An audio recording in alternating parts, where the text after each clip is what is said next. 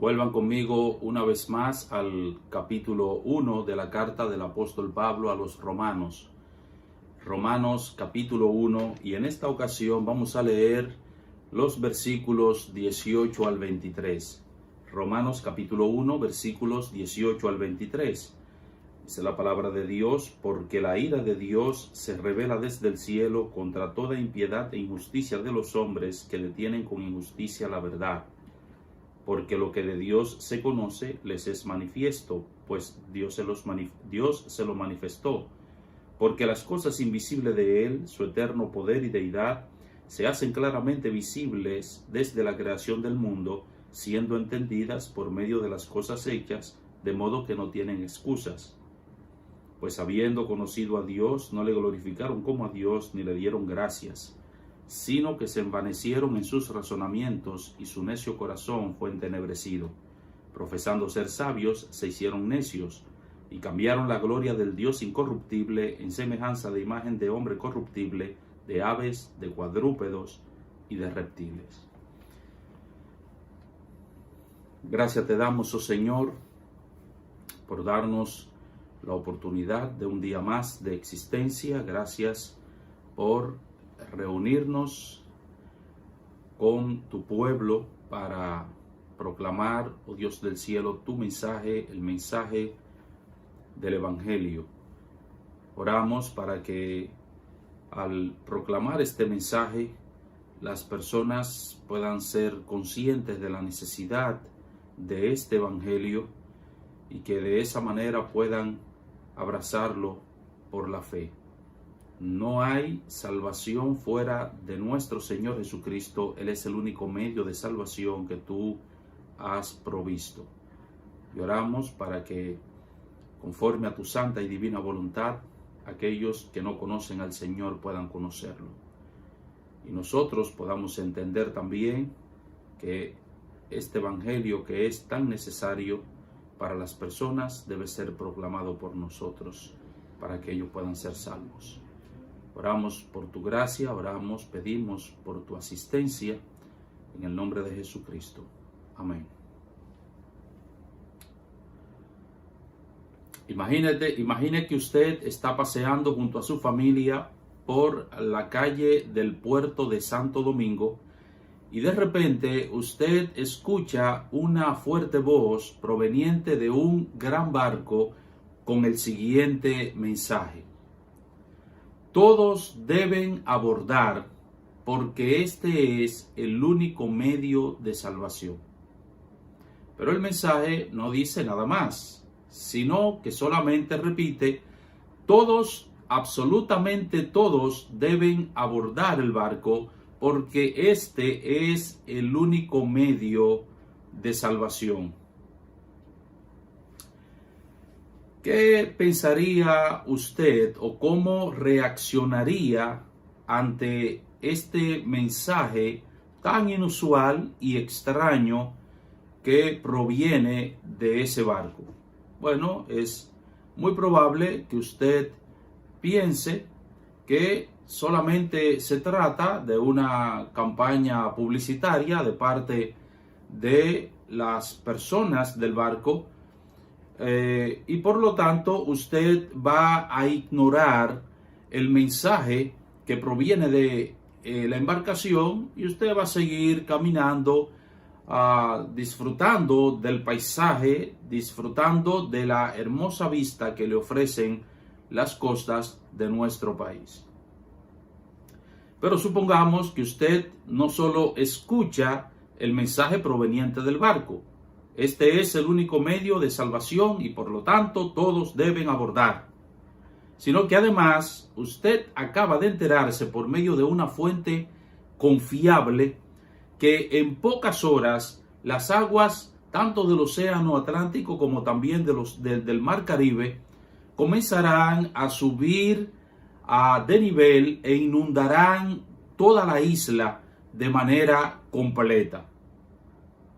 En tal situación, el mensaje que proviene del barco entonces cobra sentido, y es muy difícil que ese mensaje sea ignorado por usted es muy probable, es muy difícil, que ese mensaje sea pasado por alto por usted, y lo más seguro es que usted inmediatamente tomará la determinación de agarrar a su familia y entrar rápidamente para abordar el barco.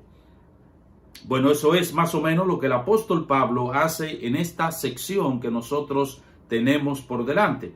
Después de haber declarado la eficacia del evangelio para salvar a todo aquel que cree y las razones por las cuales ese evangelio es tan eficaz, ese evangelio es la omnipotencia de Dios obrando salvación en los pecadores, Pablo explica por qué las personas tienen desesperadamente que abrazar ese evangelio.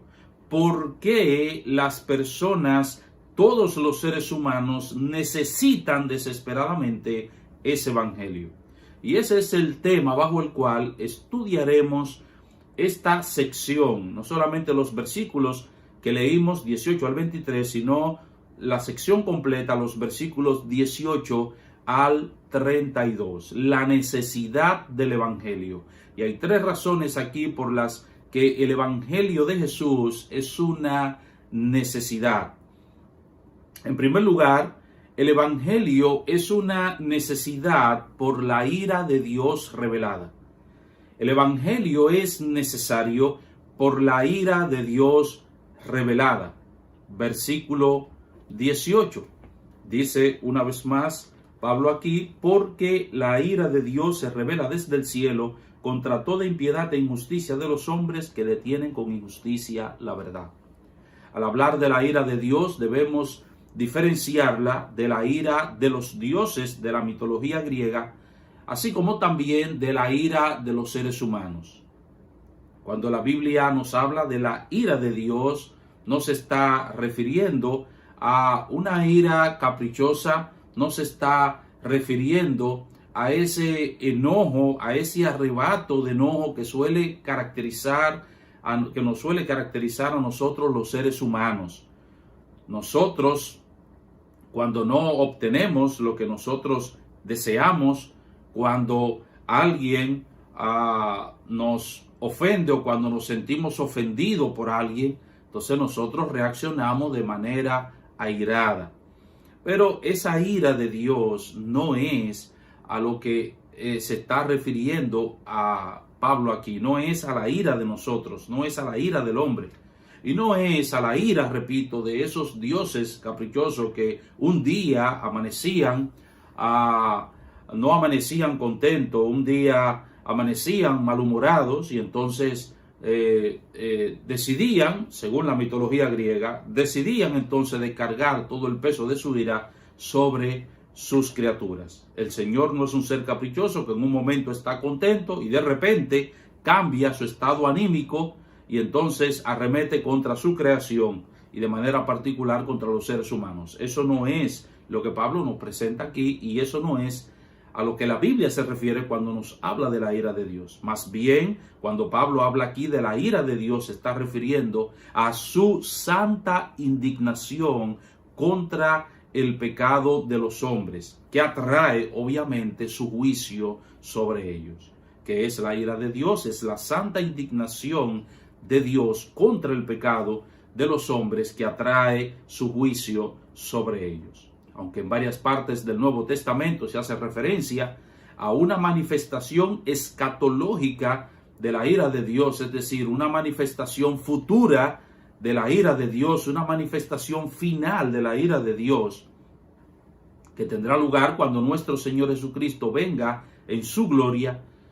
Sin embargo, en este texto se refiere a las distintas maneras en las que Dios ha estado dando a conocer algunas pinceladas, por decirlo de alguna manera, de esa ira en el curso de la historia. Cuando Pablo está diciendo, porque la ira de Dios se revela, noten que Pablo no dice la ira de Dios se revelará. Pablo no dice la ira de Dios será revelada en el futuro, porque él no se está refiriendo aquí en el texto a esa ira escatológica. repito, sino más bien a esas pinceladas de la ira de Dios manifestadas en el curso de la historia. El verbo que Reina Valera traduce aquí como revelar está en griego en un tiempo presente y en una voz pasiva, de modo que esta palabra debe ser traducida: la ira de Dios está siendo revelada. La ira de Dios está siendo revelada. En todo el curso de la historia, la ira de Dios está siendo revelada. Pablo no dice, repito, que la ira de Dios será revelada. Pablo no dice que la ira de Dios se revelará en el futuro, sino que ya esa ira está siendo revelada. Ahora bien, ¿cómo la ira de Dios está siendo revelada? Bueno, Dios está revelando su ira a través de los distintos juicios que envía sobre su creación. Por eso Pablo aclara que esos juicios que hemos visto, tanto en la historia como en el tiempo presente, no son el resultado de la naturaleza o la invención humana, sino que proceden del cielo. Noten una vez más, porque la ira de Dios está siendo revelada desde el cielo. Mientras las personas culpan o atribuyen a la naturaleza muchas de las cosas malas, catástrofes, etcétera, que nosotros vemos, Pablo nos está diciendo que esas catástrofes, esos que la gente y que nosotros llamamos fenómenos naturales y que lo vemos así simplemente como fenómenos de la naturaleza, guerras y otras cosas, mientras nosotros lo vemos como algo natural, algo que pertenece netamente a la naturaleza, Pablo nos dice que eso es algo que está siendo revelado desde el cielo. Es algo que se está dando a conocer desde el cielo. Así que, aunque muchos tratan de explicar el diluvio universal desde una perspectiva netamente natural, la Biblia enfatiza que el diluvio fue un juicio divino por causa de la maldad del hombre. Algunos niegan que hubo un diluvio universal, pero aún muchos que afirman, que no niegan la realidad de un diluvio universal, atribuyen ese diluvio simplemente a causas naturales y tratan de explicarlo desde un punto de vista de la naturaleza. Pero la Biblia nos dice que ese diluvio universal fue una manifestación de la ira de Dios contra la maldad del hombre. Génesis capítulo 6, versículos 5 al 7. Y vio Jehová que la maldad de los hombres era mucha en la tierra, y que todo designio de los pensamientos del corazón de ellos era de continuo solamente el mal. Y se arrepintió Jehová de haber hecho hombre en la tierra, y le dolió en su corazón. Y dijo Jehová, raeré de sobre la faz de la tierra los hombres que he creado, desde el hombre hasta la bestia, y hasta el reptil y las aves del cielo, pues me arrepiento de haberlos hecho. Y sigue diciendo el texto que Dios, por esa maldad de los hombres, decidió enviar un diluvio que acabó con todo lo creado, excepto aquellos que entraron, tanto seres humanos como animales, que entraron en el arca. Y eso es básicamente lo que Pablo nos está diciendo. La ira de Dios se revela desde el cielo, se está siendo revelada desde el cielo. No son simples fenómenos naturales, no. Son evidencias, manifestaciones de la ira de Dios. Cuando Asiria conquistó y destruyó a Israel, solo estaba actuando como un instrumento para ejecutar la ira de Dios sobre este pueblo. Al ignorar que la caída de Israel era un castigo divino por su idolatría, el rey asirio pensaba que él estaba simplemente conquistando un pueblo más, que esa conquista era una evidencia de su gran poderío y que se debía a su gran poderío. Miren Isaías capítulo 10, versículos 5 al 7. Oh Asiria, vara y báculo de mi furor. En su mano he puesto mi ira, dice Dios. Le mandaré contra una nación pérfida, y sobre el pueblo de mi ira le enviaré, para que quite despojos y arrebate presa, y lo ponga para ser hollado como lodo de las calles. ¿Qué está diciendo el Señor aquí? Yo voy a castigar a Israel, voy a enviar un juicio como evidencia, como una manifestación de mi ira contra Israel por causa de su idolatría, dice el Señor. ¿Y saben qué? Yo voy a utilizar como instrumento al imperio asirio. Aunque dice Dios, el rey de Asiria no lo pensará de esa manera. Sigue diciendo el texto, aunque él no lo pensará así, ni su corazón lo imaginará de esta manera, sino que su pensamiento será desarraigar y cortar naciones no pocas. El rey de Asiria va a ir contra Israel, va a destruir a la nación, se va a llevar a las personas cautivas, va a destruir la ciudad. Pero ¿saben qué? Él no se va a sentar y va a decir, yo soy simplemente un instrumento en las manos de Dios para ejecutar la ira de Dios contra este pueblo. No, él no lo pensará así. Él no lo pensará de esa manera. Y por eso que dice Dios un poco más adelante en este mismo pasaje, que después que él haya acabado su obra con el pueblo de Israel, en otras palabras, después que él haya derramado su ira sobre el pueblo de Israel, castigándolo por medio de Asiria, entonces dice Dios, yo voy a arreglar cuenta con el rey de Asiria por su orgullo. De igual modo la gente ve las tormentas y huracanes meramente como fenómenos naturales. Pero Job nos dice que son manifestaciones de la ira de Dios contra el pecado, contra la iniquidad. Job capítulo 36, versículo 33. El trueno declara su indignación y la tempestad proclama su ira contra la iniquidad. El trueno declara que Dios está indignado y la tempestad proclama su ira contra la iniquidad. Ellos están anunciando constantemente que Dios está airado. Ellos están revelando la ira de Dios. Cada vez que pasa una tormenta, cada vez que viene un huracán, hemos tenido recientemente dos tormentas. La tormenta Isaac y la tormenta Laura, que han pasado por la isla y han causado grandes daños. Pero la gente no ve eso como una revelación de la ira de Dios. La gente no ve eso como una manifestación de la ira de Dios. No ven eso como una declaración de que Dios está enojado.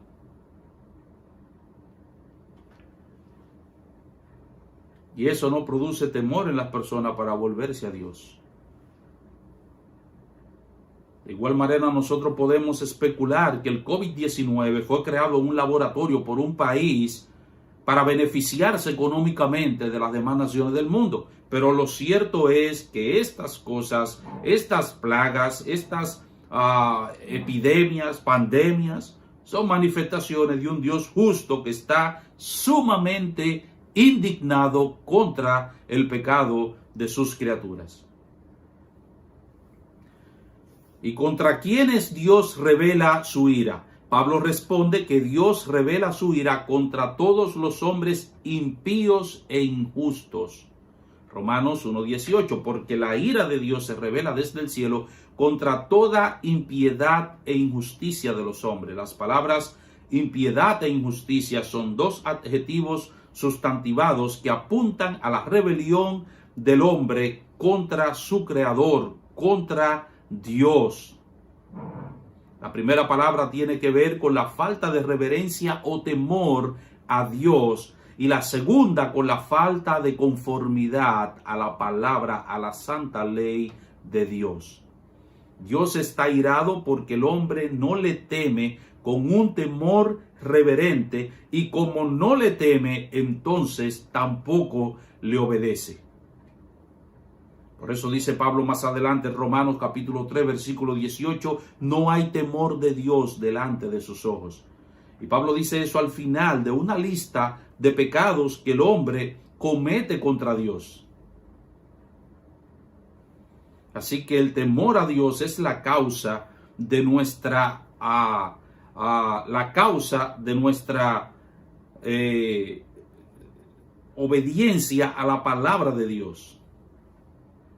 Si nosotros tememos a Dios, entonces nosotros obedecemos la palabra de Dios. Si tememos a Dios con un temor reverente, entonces nosotros vamos a obedecer a Dios.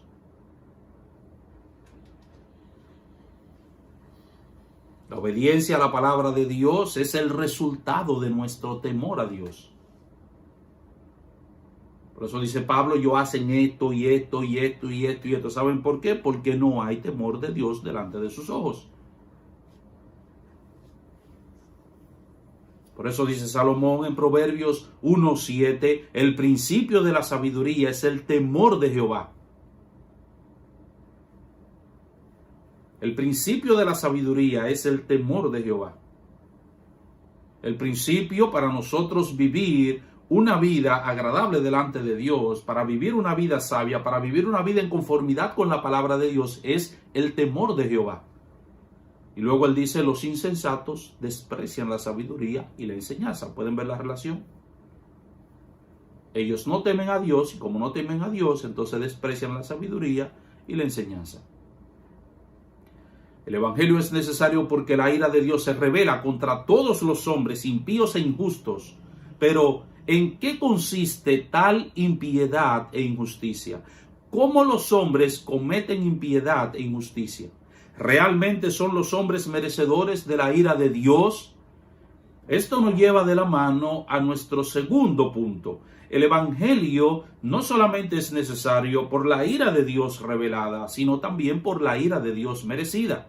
El evangelio es necesario por la ira de Dios merecida.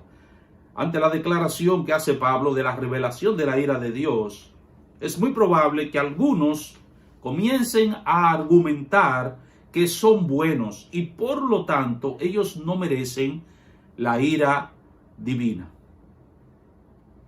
No, pero es que yo soy bueno, yo no le hago mal a nadie, yo nunca he matado, yo nunca he robado, yo me porto bien. Entonces, ¿por qué la ira de Dios está sobre mí? ¿Por qué se revela contra mí? ¿Por qué?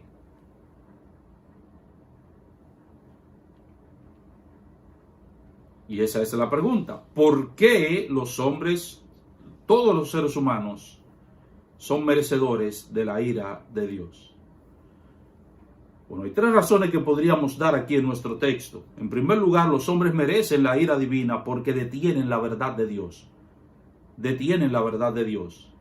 Romanos 1:18 al 20. Porque la ira de Dios se revela desde el cielo contra toda impiedad e injusticia de los hombres que detienen con injusticia la verdad. Porque lo que de Dios se conoce les es manifiesto, pues Dios se lo manifestó. Porque las cosas invisibles de Él, su eterno poder y deidad, se hacen claramente visibles desde la creación del mundo, siendo entendidas por medio de las cosas hechas, de modo que no tienen excusa.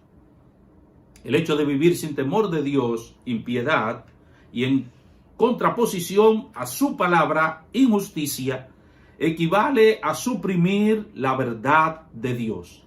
Todo aquel que no tiene un temor reverente de Dios, obviamente no vive de acuerdo a la palabra de Dios. Y como no vive de acuerdo a la palabra de Dios, termina suprimiendo la verdad de Dios. Pero ¿tienen los hombres suficiente información acerca de Dios como para suprimir su verdad o como para ser culpables de suprimir su verdad y ser por lo tanto merecedores de su ira? Eso es lo que Pablo nos dice en los versículos 19 y 20. Porque lo que de Dios se conoce les es manifiesto, pues Dios se lo manifestó. Porque las cosas invisibles de Él, su eterno poder y deidad, se hacen claramente visibles desde la creación del mundo, siendo entendidas por medio de las cosas hechas, de modo que no tienen excusa. La verdad que los hombres detienen aquí es aquella revelación que Dios ha dado de sí mismo por medio de la creación. Esa es la verdad que ellos detienen aquí. No se trata a la verdad especial de Dios, no se trata a la revelación especial de Dios, no se trata de la palabra de Dios Aquí Pablo está hablando acerca de la creación, la revelación general de Dios.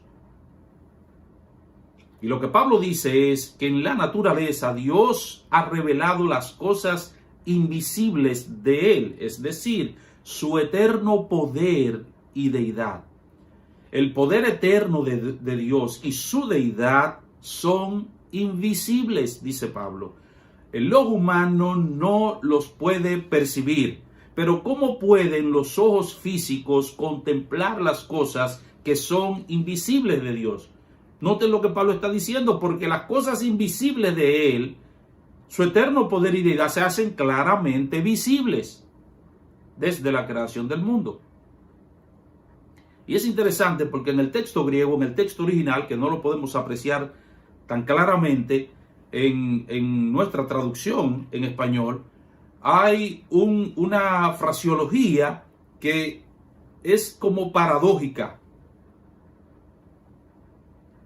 Dice claramente lo que no se puede ver. El texto griego dice lo que no se puede ver, porque lo que no se puede ver se ve claramente.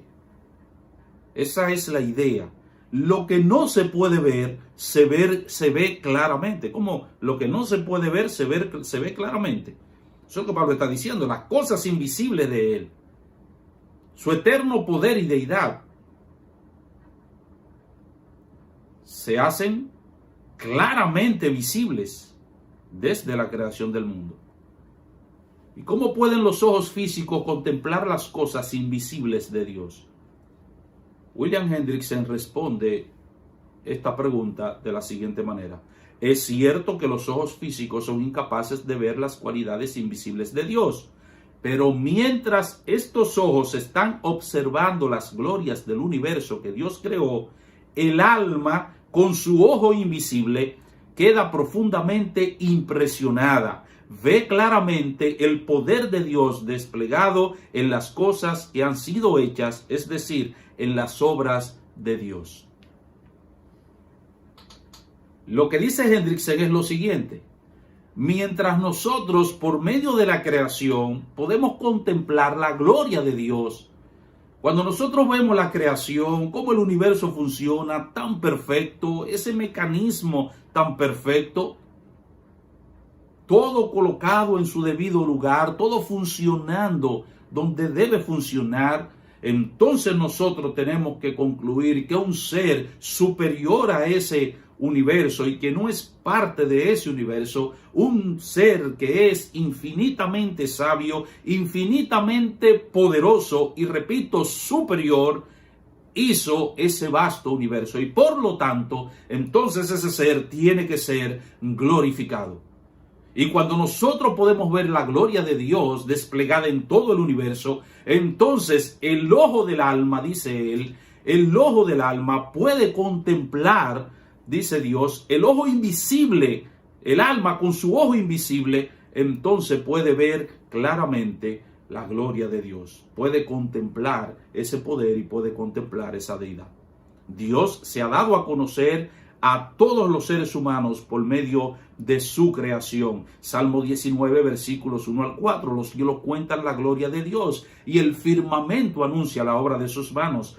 Un día le emite palabra a otro día y una noche a otra noche le declara sabiduría. Y aunque es cierto, dice el salmista, que no hay lenguaje ni palabras, ni es oída su voz, sin embargo, por toda la tierra salió su voz y hasta el extremo del mundo sus palabras. La creación nos habla de Dios, nos cuenta la gloria, el peso de la gloria de Dios. Y aunque es cierto que esa revelación general de Dios es insuficiente para salvar a los hombres, sin embargo, los deja sin excusa ante la negativa de rendirle adoración. Una vez más, cito a Hendriksen. Aunque han estado hablando de los hombres, aunque han estado constantemente rodeados de las evidencias, no solo de la existencia de Dios, sino también de su poder infinito, bondad adorable y sabiduría incomparable, han rehusado reconocerle como Dios y adorarle. Sigue diciendo él, Aún sin el recurso a productos de la invención humana, tales como el microscopio y el telescopio, ellos pueden considerar la vastedad del universo, el orden fijo de los cuerpos celestiales en sus cursos, el ordenamiento de las hojas alrededor de un tallo, el ciclo de la divinamente ordenada transformación acuática, evaporación, formación de nubes, destilación, formación de lagunas, el misterio del crecimiento que va de semilla a planta, y no a cualquier planta, sino a una de esa especie particular de la cual se había originado la semilla, la emoción producida por la salida del sol que va desde el pálido rubor rosado hasta la majestad del astro naciente, la habilidad de los pájaros para construir sus hogares sin haber recibido ninguna lección sobre cómo construir viviendas, la manera generosa en que es provisto el alimento para todas las criaturas, la adaptación de las criaturas vivientes, dice Hendriksen, a su medio ambiente, por ejemplo, las flexibles suelas de las patas del camello para andar en la suave arena del desierto, etcétera, etcétera. Y además de esta voz de Dios en la creación, había también la voz del mismo Dios en la conciencia. Romanos 2:15. La evidencia era abrumadora y aún así no hubo respuesta de adoración y gratitud. Entonces, concluye Hendriksen, su conducta es ciertamente inexcusable. Fin de la cita. Sí, la revelación por medio de la creación no lo puede salvar, pero los deja sin excusa ante la negativa de reconocer la gloria y majestad de ese Dios. En segundo lugar, los hombres merecen la ira divina porque rechazan la verdad. Versículo 21 al 22. Pues habiendo conocido a Dios, no le glorificaron como a Dios ni le dieron gracias, sino que se envanecieron en sus razonamientos y su necio corazón fue entenebrecido. Profesando ser sabios, se hicieron necios. Hay una progresión aquí en el proceso argumentativo de Pablo, porque aunque los hombres conocen a Dios por medio de sus obras en la creación, no le glorifican. No le reconocen como Dios ni le otorgan el honor y la grandeza y la alabanza que Él merece. Tampoco le dan gracias por las constantes bendiciones que ellos reciben cada día. Cuando los hombres rechazan la verdad de Dios, sus mentes y corazones permanecen en un plano horizontal, mantienen un diálogo con ellos mismos únicamente y con los demás. Sus corazones están carentes de acción de gracias y de adoración al Dios excelso y majestuoso. Allí donde la gente en su orgullo e ingratitud comienza a razonar privadamente, sin cotejar constantemente los resultados de sus especulaciones con la revelación de Dios en la naturaleza, en la historia, en la conciencia y de manera muy especial y hasta donde sea posible con la palabra de Dios, el resultado inevitable será corazones entenebrecidos. Sus necios corazones permanecen en tinieblas. ¿Y qué sucede cuando el centro de la personalidad de un ser humano está entenebrecido? Su intelecto, sus emociones, su voluntad. ¿Qué sucede cuando eso está arropado por tinieblas? El resultado natural es que el hombre cambia la gloria que le debe a Dios, el tributarle la gloria a Dios, lo cambia entonces por una imagen, ya sea de un ser humano o ya sea de algún animal. Y por eso, en tercer lugar, los hombres merecen la ira divina porque cambiaron la verdad de Dios. No solamente los hombres detienen la verdad de Dios, no solamente rechazaron la verdad de Dios, cambiaron la verdad de Dios. Versículo 23, y cambiaron la gloria del Dios incorruptible en semejanza de imagen de hombre corruptible, de aves, de cuadrúpedos y de reptiles. Cuando los hombres, repito, suprimen y rechazan la verdad de Dios, el resultado siempre será la adoración a las criaturas y no al Creador. Es una tremenda necedad no honrar al Dios que nos creó y nos sostiene para rendirle adoración a la imagen de un ser humano o un animal. Y noten que Pablo aquí sigue una secuencia, comienza con el hombre y dicen: cambiaron la gloria del Dios incorruptible en semejanza de imagen de hombre corruptible. Comienza con el hombre porque la primera cosa por la que el hombre sustituye la gloria que le debe a Dios es el ser humano. El hombre se adora a sí mismo y el hombre adora a otros seres humanos. Y luego, siguiendo el mismo orden de la creación, Pablo comienza a hablar de las aves, cuadrúpedos y reptiles, siguiendo el mismo orden en Génesis en que Dios creó estos animales. En Isaías capítulo 46, versículos 6 y 7, Dios muestra lo absurdo que es dejarlo a Él para adorar a un ídolo. Dice Dios: sacan oro de la bolsa y pesan plata con balanzas. Alquilan un platero para ser un dios de ello. Se postran y adoran. Se lo echan sobre los hombros, lo llevan y lo colocan en su lugar. Allí se está y no se mueve de su sitio. Le gritan y tampoco responde, ni libra de la tribulación. Es absurdo, dice el Señor, que ustedes me dejen a mí para ustedes adorar un ídolo que no puede hacer absolutamente nada por ustedes. Como alguien ha dicho, el ídolo tiene que ser llevado por el adorador, mientras el Dios vivo y verdadero nos carga a nosotros y nos lleva sobre sus hombros. Nosotros tenemos que cargar a los ídolos. O sea, el idólatra tiene que cargar al ídolo y llevarlo aquí y ponerlo allí. Pero por el contrario, Dios sí es quien nos carga a nosotros y nos lleva donde Él quiere ponernos para bendecirnos. Rechazar a Dios y darle a un ídolo la gloria que corresponde solo a Él es no solo hacerse merecedor de su ira, sino también privarse de la única fuente de toda bendición. Jeremías capítulo 2, versículos 8 al 13, los sacerdotes no dijeron, dice Dios, ¿dónde está Jehová? Y los que tenían la ley no me conocieron. Y los pastores se rebelaron contra mí. Y los profetas profetizaron en nombre de Baal y anduvieron tras lo que no aprovecha.